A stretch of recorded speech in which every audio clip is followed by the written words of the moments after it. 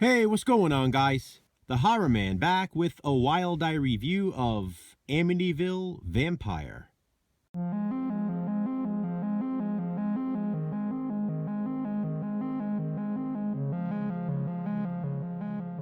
Amityville Vampire is a 2021 horror film, directed by Tim Vigil. If that name sounds familiar, it's because he's a graphic novelist known for his work in Faust. Amityville Vampire is his directorial debut. And this DVD, which features reversible cover art, was distributed by Wild Eye Releasing. Here's the alternate artwork. Amityville Vampire is sort of a hybrid horror film. It's obviously a vampire movie, but it's also an anthology. I wasn't aware of that until I started watching it. The movie opens with a cleaning crew inside the famous Amityville house. They are cleaning up the mess from, well, you know what happened there. When blood from the wall drips onto and into the mouth of one of the cleaners, she becomes a vampire. Why? Because it's Amityville. She attacks the other cleaners, turning them into vampires as well. We are then introduced to Johnny the Gent. He used to be a pretty famous DJ back in his day. He was also quite the ladies' man, but now he's settled down with a woman named Fran. As a matter of fact, he plans on asking Fran to marry him. He invites her to go camping with him at a place called Red Moon Lake. People tell stories about Red Moon Lake, and Johnny fills Fran in on the way there. This is when the movie becomes somewhat of a horror anthology. The Johnny and Fran storyline is basically the wraparound.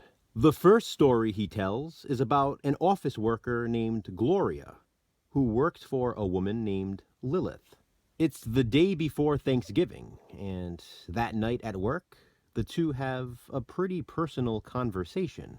Later that night, Gloria is held captive and tied up in the woods near Red Moon Lake.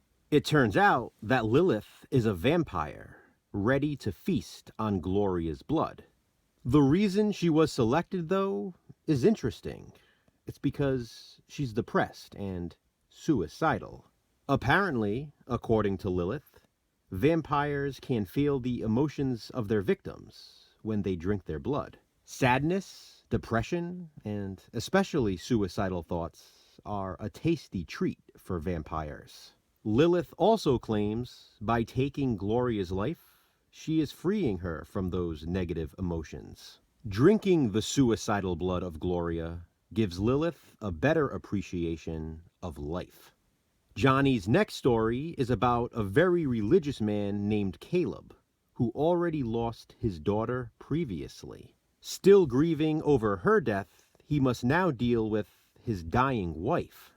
She's in terrible pain, agony, and Caleb prays for God to heal her. What he gets instead is a visit from Lilith.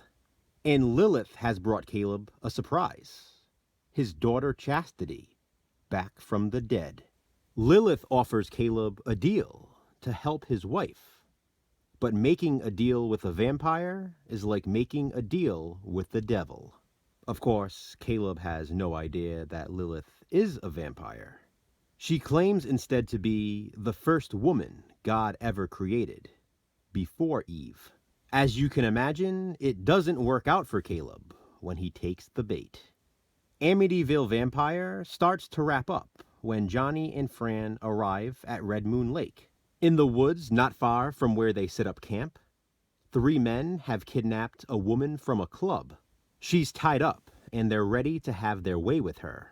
Unfortunately for them, that woman is Lilith. It's safe to say I'm not spoiling anything by telling you it doesn't work out well for anyone in Amityville Vampire. I enjoyed the fact that this was both a vampire film and a horror anthology. I also like the fact that it all originated from the Amityville house in the opening scene. With the exception of that, Amityville is never mentioned again in the film, but that's okay. The makeup effects on Lilith when she turns into her vampire form were actually well done. She looks genuinely creepy like that, and not unlike this vampire on the cover here. She's also completely naked at the same time, so that helps, in a way. Is it possible that she's scary and sexy at the same time? I don't know. The acting is probably what you'd expect in a movie like this. It's not as horrendous as some performances I've seen in other films. Lilith is pretty nice to look at when she's not in her vampire form, other than the full frontal nudity, of course. And overall, there are worse ways to spend 90 minutes of your time. If you like vampire films or horror anthologies, or you're an Amityville movie enthusiast, check out Amityville Vampire. I'd like to say thank you, as always, to Wild Eye Releasing for sending me this DVD to review. Have you seen Amityville Vampire? If so, what do you think of it? Comment below and let me know. Thanks for watching, guys. Hit that thumbs up and be kind. Subscribe.